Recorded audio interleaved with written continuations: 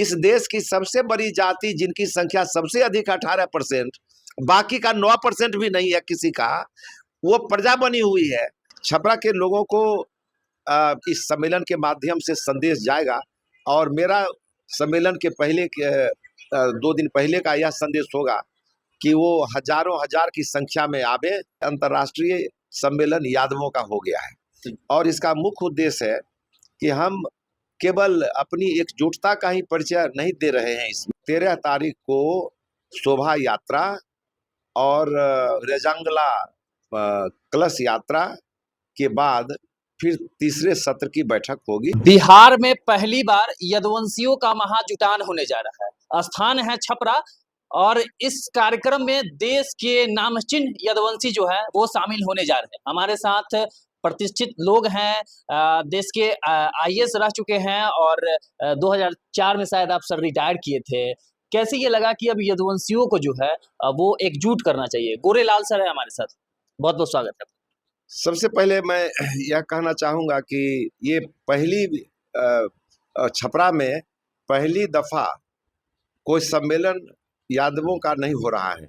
इसके पहले कई बार सम्मेलन हो चुके हैं और सबसे पहला सम्मेलन जब नाम पड़ा अखिल भारतवर्षीय यादव महासभा, नाम पड़ा कब, जबकि छोटे छोटे संगठन पूरे देश में थे यादवों के, हर राज्य में उसका अलग अलग नाम था। कहीं गोप महासभा, कहीं अहिर महासभा, कहीं बंगीय यादव महासभा, इस तरह के नाम थे। सबको मिला करके 1924 में एक नाम दिया गया और वह नाम हुआ अखिल भारतवर्षीय यादव महासभा।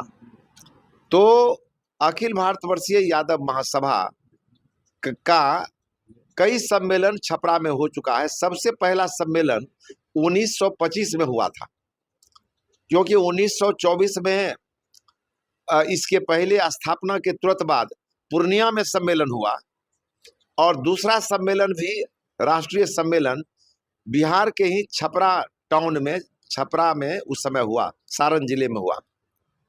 तो एक तो ये आपने कहा कि रिटायरमेंट के बाद क्यों इसमें दिलचस्पी हुई, ऐसा देखिए, मेरे मन में जिस समय मैं सर्विस में था उस समय भी मेरे मन में यह बात आती रहती थी कि जो वंचित वर्ग हैं उस वंचित वर्ग के लिए विशेष काम सभी स्तर के पदाधिकारियों को करना चाहिए और मैं करता रहता था, क्योंकि संविधान की प्रस्तावना में ही, उसके प्रियम्बुल में ही यह लिखा हुआ है कि समानता के लिए, लोगों के सभी तरह के तालमेल के लिए, लोगों की इनइक्वालिटी को खत्म करने के लिए, समाजवाद के लिए, उसमें लिखा हुआ है कि यह देश काम करेगा, यहाँ के लोग काम करेंगे।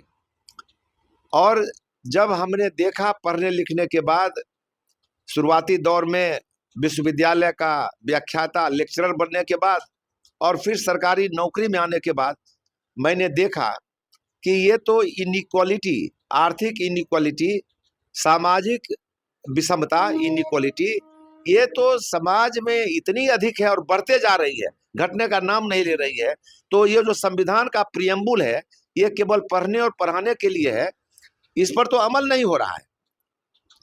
उसी समय लगा कि हमारे जैसे पदाधिकारियों का यह कर्तव्य बनता है कि संविधान में जो बातें दी गई हैं और अगर कानून से मना नहीं किया गया है तो संविधान के तहत और कानून के विरुद्ध काम किए हुए वंचित वर्गों के लिए अधिक से अधिक काम किया जाए। और इसीलिए इसी उद्देश्य से सेवानिवृत्ति के बाद हमारे कई सहयोगियों ने, जिसमें श्री केपी यादव साहब हैं, एडवोकेट पटना हाई कोर्ट, और कई लोग हैं, उन लोगों ने कहा कि इस संगठन से जुड़ा जाए। तो इस संगठन से मैं जुड़ गया। अभी मैं राष्ट्रीय उपाध्यक्ष भी हूँ इस संगठन का, जो 1924 में बना, जो सबसे पुराना है। ये जो कार्यक्रम होने वाला है, मैं चाहूँगा उस पर जरा प्रकाश डालिए। कब ये कार्यक्रम है और कहाँ कहाँ से लोग आ रहे हैं? यह कार्यक्रम 12 और 13 अप्रैल को छपरा में है।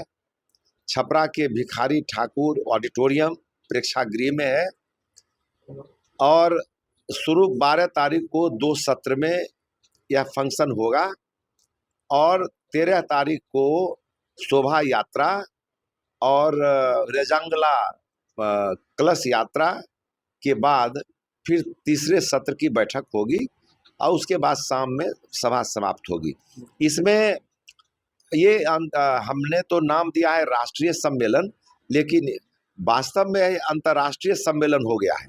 अंतर्राष्ट्रीय सम्मेलन इसलिए कि इसमें नेपाल के भी 3 प्रतिनिधि आ रहे हैं, 3 आदमी आ रहे हैं नेपाल यादव महासभा के, और लंदन से आ रहे हैं एक आदमी, सिंगापुर से भी एक आदमी के आने की संभावना है। उनका टिकट अभी नहीं मिला। थाईलैंड से भी कह रहे हैं कि एक आदमी के आने का है। तो एक तरह से एक देश से जब दूसरा देश से भी आदमी आ रहे हैं तो यह राष्ट्रीय नहीं होकर के एक तरह से अंतर्राष्ट्रीय सम्मेलन यादवों का हो गया है। और इसका मुख्य उद्देश्य है कि हम केवल अपनी एकजुटता का ही परिचय नहीं दे रहे हैं। इसमें हम लोगों के कई उद्देश्य हैं। हम लोगों के उद्देश्य हैं कि जातिगत जनगणना कराई जाए, इसके लिए सरकार पर दबाव डाला जाए। प्रेशर ग्रुप के रूप में, सोशल प्रेशर ग्रुप के रूप में हम लोग काम करते हैं, करेंगे। हम लोगों का यह भी उद्देश्य है कि अहीर रेजिमेंट का गठन हो। अहीर रेजिमेंट कई जातियों के नाम पर है, नाम नहीं लेना चाहेंगे क्योंकि किसी के विरुद्ध हम नहीं है। उनका जैसे गठन है रहे, लेकिन यादव चूंकि इस देश की सबसे बड़ी आबादी यादवों की है। आप और सब जो श्रोता हैं, जो दर्शक हैं, आपके चैनल के माध्यम से वो जानते हैं कि पूरी दुनिया में चीन सबसे पहले, हम पूरे दुनिया में सबसे अधिक जनसंख्या वाला देश था। अब हमारा इंडिया जनसंख्या वाला देश चीन आ गया, नंबर 2 पर हो गया है। और इस देश में सबसे अधिक जनसंख्या वाले देश में सबसे अधिक एक जाति की अगर जनसंख्या है करीब 18%, तो यादवों की जनसंख्या है। बाकी दूसरी किसी जाति की जनसंख्या 8-9% भी नहीं है। और उसको कभी कभी हम कहते हैं समझाने के लिए लोगों को कि हमारी हाइट में, जनसंख्या में जो हमारी हाइट है, हमारी जो ऊंचाई है देश में, उसके ख्याल से अगर देखें तो हमारी कनपट्टी किया हमारे ढोरी या छाती के बराबर भी नहीं, कमर से सब नीचे हैं, ठेहुना से अधिकांश नीचे हैं संख्या बल में।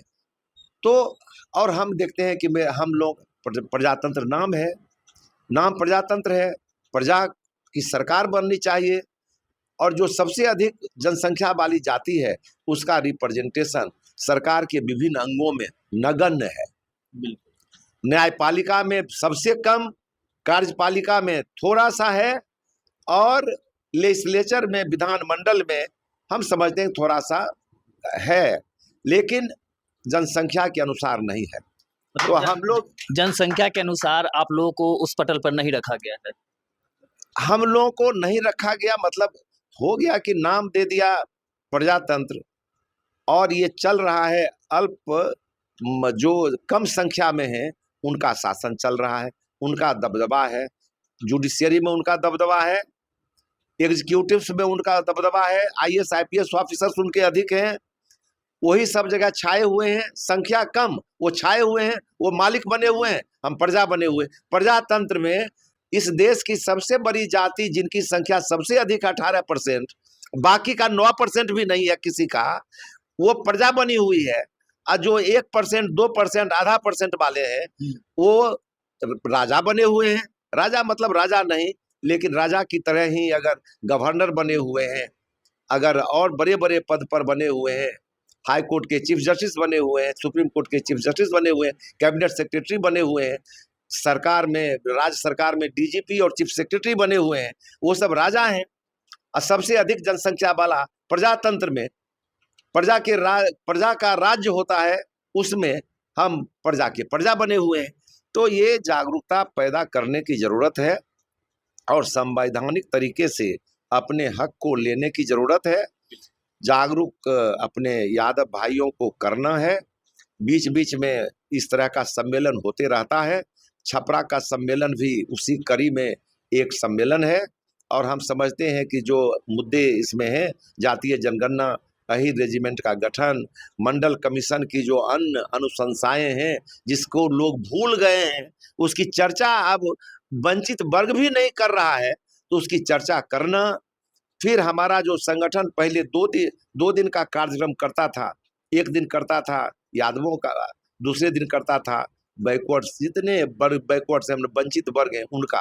कभी कभी वंचित वर्ग का पहले, दूसरे दिन यादवों का, कभी कभी यादवों का पहला दिन, दूसरे दिन वंचित वर्ग का। तो उसको भी रिवाइव करने की कोशिश की जा रही है कि जो परंपरा पहले थी वह परंपरा पुनः बड़े भाई के रूप में यादव समाज में वंचितों को जिस तरह से प्रोटेक्शन संरक्षण देते आए थे, देते आ रहे हैं, इसको और अधिक बढ़ाया जाए और संरक्षण दिया जाए और लोगों को यह महसूस हो कि संरक्षण मिल रहा है। पूर्व आईएएस रह चुके हैं और छपरा में जो है वो यदुवंशियों का एक महाजुटान होने जा रहा है। तो फिलहाल इनके विषय में, इस वीडियो के विषय में क्या कहना चाहते हैं हमारे कमेंट सेक्शन में अपनी राय व्यक्त कीजिएगा। तब तक के लिए धन्यवाद।